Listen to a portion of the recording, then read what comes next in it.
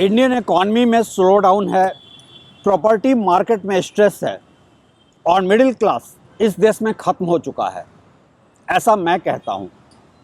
और मेरे क्रिटिक्स क्या कहते हैं? मेरे क्रिटिक्स का आर्गुमेंट ये होता है कि अगर मेरी बात सच है तो फिर प्रॉपर्टी मार्केट में ट्रांजैक्शंस कैसे हो रहे हैं। दरअसल जो मैं कहता हूँ और जो मेरे क्रिटिक्स कहते हैं, ये दोनों कोई अलग बातें नहीं हैं, लेकिन हाँ, जो मैं कहता हूँ और जो वो समझते हैं उसमें एक विरोधाभास है। मेरे स्टेटमेंट्स को अक्सर टेक्स्ट विदाउट कॉन्टेक्स्ट कोट किया जाता है। मैंने ऐसा कभी नहीं कहा है कि प्रॉपर्टी मार्केट में ट्रांजैक्शंस नहीं हो रहे हैं, लेकिन अगर प्रॉपर्टी मार्केट में ट्रांजैक्शंस हो रहे हैं तो क्या वो वाकई इंडियन इकॉनमी के ग्रोथ का इंडिकेटर है? क्या वो प्रॉपर्टी मार्केट में ऑल इज वेल का इंडिकेटर है? क्या वो मिडिल क्लास के एस्पिरेशनल मिडिल क्लास होने का और उनके पास परचेजिंग पावर होने का इंडिकेटर है? नहीं। दरअसल ये पूरा खेल old money versus new money का है।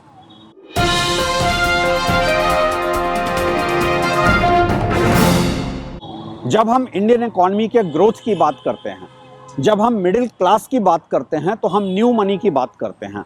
हम बात करते हैं उस क्लास की जो नई नौकरी में आता है, शहरों में जो जिसका पलायन होता है, जो अपने सैलरी के भरोसे एक ऐसे ग्रोइंग स्टेज में होता है जहां वो इन्वेस्टमेंट करता है। ये वो क्लास है जो कंजम्पशन के लिए भी जाना जाता है।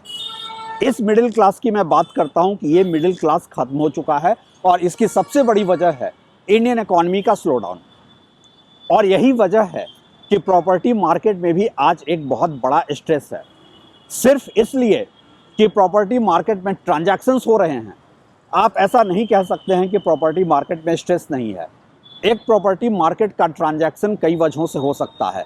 फॉर एग्जांपल, ये वजह हो सकती है कि मार्केट में डिस्ट्रेस सेल हो रहा है। लोग मजबूरी में सस्ते प्रॉपर्टी बेचकर उन्हें पैसे की ज़रूरत है। क्या आप इसे प्रॉपर्टी मार्केट के रेजिलियंस का इंडिकेटर मानेंगे? क्या आप इसे प्रॉपर्टी मार्केट के ग्रोथ का इंडिकेटर मानेंगे? नहीं। दरअसल प्रॉपर्टी मार्केट में आज जो ट्रांजैक्शंस हो रहे हैं, जिसके भरोसे ये बड़े बड़े दावे किए जा रहे हैं कि all is well, property market बहुत अच्छा कर रहा है, एक्चुअली उसमें से, और इस समय मैं उस डिस्ट्रेस सेल को भी हटा देता हूं, क्योंकि डिस्ट्रेस सेल की कहानी एक अपने आप में अलग कहानी है। जो फ्रेश सेल हो रहे हैं वो कैसे हो रहे हैं? आपको इस बात को समझने के लिए ये भी समझना पड़ेगा, कभी आपने इसको ऐसे सोचा है कि इंडिया में प्रॉपर्टी मार्केट का जो ग्रोथ स्टेज की हम बात करते हैं, जो 2005 से शुरू हुआ था, ये वो स्टेज था जब प्रॉपर्टी मार्केट का ग्रोथ यूनिफॉर्म था, ब्रॉड बेस्ड था, डेमोक्रेटिक था। इंडिया के सारे टॉप टियर शहरों में प्रॉपर्टी मार्केट का सिमिलर ग्रोथ पैटर्न देखा जा रहा था। लेकिन आज क्या देखा जा रहा है? आज कुछ मार्केट में बहुत स्ट्रेस है और कुछ मार्केट में ट्रांजैक्शंस हो रहे हैं। ऐसा कैसे हो सकता है? फॉर एग्जांपल, दिल्ली एनसीआर की बात करते हैं। दिल्ली एनसीआर में आज अगर गुड़गांव के प्रॉपर्टी मार्केट में बहुत स्ट्रेस है, आज अगर गुड़गांव के प्रॉपर्टी मार्केट में ट्रांजैक्शंस नहीं हो रहे हैं और दूसरी तरफ नोएडा में सेल हो रहा है, तो ये वो इंडिकेटर है कि जिन लोगों के पास परचेज पावर है, जो एक रिच क्लास है, जो प्रॉपर्टी खरीदना अफोर्ड कर सकता है, जिसको अपना पैसा प्रॉपर्टी में पार्क करना है, वो क्लास शिफ्ट हो रहा है गुड़गांव से नोएडा की तरफ। और ये सिर्फ दिल्ली एनसीआर की कहानी नहीं है, इंडिया के कई शहरों में आपको सिमिलर ट्रेंड देखने को मिलेगा, जहां एक तरफ कुछ प्रॉपर्टी मार्केट से लोगों का एग्जिट हो रहा है, जहां एक तरफ कुछ प्रॉपर्टी मार्केट में बहुत ज़्यादा स्ट्रेस है, वहां पे बिल्डर्स प्रॉपर्टी बेच नहीं पा रहे हैं, वहीं दूसरी तरफ दूसरे प्रॉपर्टी मार्केट में ट्रांजैक्शंस हो रहे हैं। वो सिर्फ इसलिए कि ये जो ओल्ड मनी है, ओल्ड मनी अपना हैंड चेंज कर रही है, अपना लोकेशन चेंज कर रही है। और उसकी वजह क्या है? उसकी वजह है, मैं दिल्ली एनसीआर को ही केस स्टडी बनाकर बात करता हूँ। उसकी सबसे बड़ी वजह ये है कि आप महंगे हाई प्राइस पॉइंट वाले प्रॉपर्टी से निकलकर लोअर प्राइस पॉइंट पर आ रहे हैं, उस प्रॉपर्टी मार्केट में इन्वेस्ट कर रहे हैं जो अभी ग्रोइंग स्टेज में है। गुड़गांव आज अपने सैचुरेशन पॉइंट पर पहुंच चुका है और नोएडा अभी एक ग्रोइंग स्टेज में है।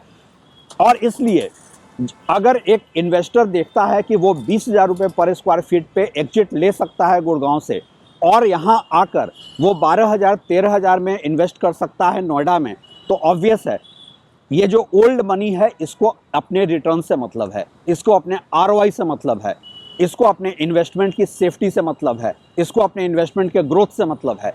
तो ये पूरा का पूरा ओल्ड मनी जो है वो सर्टेन सिटीज से, सर्टेन लोकेशन से निकलकर दूसरे लोकेशन में आ रहा है। इसी के साथ एक और चीज़ आपको देखने को मिलेगी, जितना बार्गेनिंग स्पेस बायर सेलर के बीच में आपको गुड़गांव के प्रॉपर्टी मार्केट में मिल जाएगा, उतना बार्गेनिंग स्पेस आपको नोएडा और ग्रेटर नोएडा में उससे कहीं ज़्यादा आपको बार्गेनिंग स्पेस मिल रहा है। फॉर एग्जांपल एक बिल्डर है, वो अपने प्रॉपर्टी को 15,000 रुपये स्क्वायर फीट पे अनाउंस करता है और उसके बाद इन्वेस्टर्स को ऑफर किया जाता है, ये जो पैसा पार्क करने वाले हैं उनको ऑफर किया जाता है 12,000 रुपये स्क्वायर फीट में।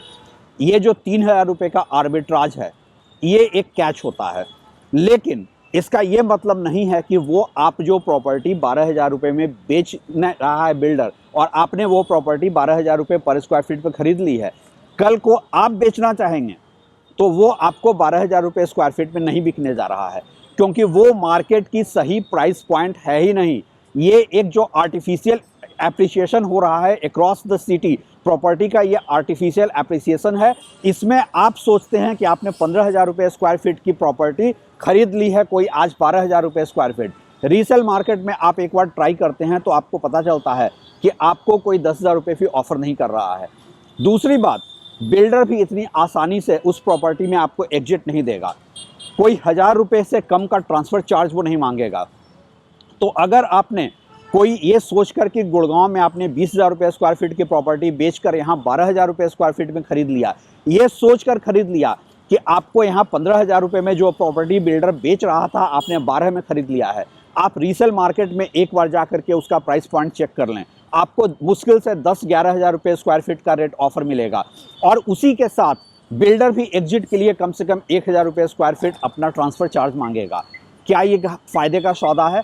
क्या इस सौदे में एक आम आदमी, जिसको कल तक हम एस्पिरेशनल मिडिल क्लास कहते थे, जो कल तक प्रॉपर्टी मार्केट का मेन डिमांड ड्राइवर था, जो वो न्यू मनी था, जो अपनी अर्निंग से पैसे कमा कर घर खरीद रहा था, प्रॉपर्टी में इन्वेस्ट कर रहा था, क्या वो क्लास मार्केट में है? नहीं। आज मार्केट में जो प्रॉपर्टी खरीदने वाला क्लास है ये न्यू मनी का क्लास नहीं, ये ओल्ड मनी का क्लास है। एक जगह से वो एग्जिट ले रहे हैं, दूसरी जगह आ रहे हैं, बेटर एप्रिसिएशन के लिए आ रहे हैं, बेटर ग्रोथ पोटेंशियल के लिए आ रहे हैं। क्या ये इंडिकेटर है कि प्रॉपर्टी मार्केट में सब ठीक है? क्या ये इंडिकेटर है कि देश में मिडिल क्लास भी बचा हुआ है जो प्रॉपर्टी खरीद रहा है? क्या ये इंडिकेटर है कि इंडियन इकॉनमी में सब कुछ ठीक चल रहा है? इंडियन इकॉनमी में जो दावे किए जा रहे हैं, जो ग्रोथ के दावे भारत सरकार की तरफ से हैं कि 8.2% का ग्रोथ हो रहा है, क्या वो एक रियलिटी है? क्या वो सच्चाई है? अगर वो सच्चाई होती तो आज प्रॉपर्टी मार्केट में अक्रॉस द सिटी आपको एक ग्रोथ का ट्रेंड मिलता। एक्चुअली प्रॉपर्टी मार्केट की पूरी कहानी जो है वो इतनी कॉम्प्लिकेटेड होती है और आम लोग नहीं समझ पाते हैं, क्योंकि यहाँ पे जो सो कॉल्ड प्रॉपर्टी कंसल्टेंट्स भी होते हैं वो बेसिकली बिल्डर्स के ब्रोकर ही होते हैं। आपको जो डेटा पॉइंट बताए जाते हैं वो डेटा पॉइंट हकीकत नहीं होते हैं। एक बात हमेशा याद रखिएगा, मैं बार बार कहता हूँ इंडियन इकॉनमी में सब कुछ ठीक नहीं है, इंडियन इकॉनमी में एक स्ट्रक्चरल प्रॉब्लम है, एक स्लो डाउन है। मैं फिर कहता हूँ प्रॉपर्टी मार्केट में बहुत स्ट्रेस है और मैं फिर कहता हूँ देश में मिडिल क्लास नहीं है, लेकिन प्रॉपर्टी ट्रांजैक्शंस हो रहे हैं क्योंकि जो ओल्ड मनी है वो अपना ट्रांजैक्शन एक लोकेशन से निकलकर दूसरे लोकेशन में कर रहा है, जिसको कि प्रोजेक्ट किया जा रहा है कि जैसे कि बहुत कुछ सेल हो रहा है, बहुत कुछ अच्छा चल रहा है। लेकिन आपको इतना याद रखना है कि डेटा पॉइंट जो हैं वो इंडिकेटिव होते हैं, डेटा पॉइंट अपने आप में पूरी कहानी बयां नहीं करते हैं। और इसीलिए बहुत सारे क्रिटिक्स आकर कहते हैं कि मैं कह रहा हूं इंडियन इकॉनमी में प्रॉब्लम है, स्ट्रक्चरल स्लो डाउन है, मिडिल क्लास खत्म हो गया, प्रॉपर्टी मार्केट में स्ट्रेस है और उसके बाद भी ट्रांजैक्शंस हो रहे हैं। आपको मेरी बात को टेक्स्ट विदाउट कॉन्टेक्स्ट कोट करने से नहीं होगा, आपको पूरी हॉलिस्टिकली इंडियन इकॉनमी को समझना होगा। इंडिया में रियल इस्टेट को समझने के लिए आपको इंडियन इकॉनमी को समझना होगा, आपको परचेज पावर लोगों की क्या है वो समझना पड़ेगा, आपको समझना पड़ेगा कि इंडिया का जो बाइंग सेलिंग पैटर्न है रियल इस्टेट का वो क्या है। और जब तक आप रियल इस्टेट को पर्सनल फाइनेंस के एंगल से साथ में नहीं देखेंगे, रियल इस्टेट की पूरी कहानी आप कभी नहीं समझ पाएंगे। ट्रांजैक्शंस हो रहे हैं, लेकिन क्या ट्रांजैक्शंस इंडिया के ग्रोथ की कहानी है?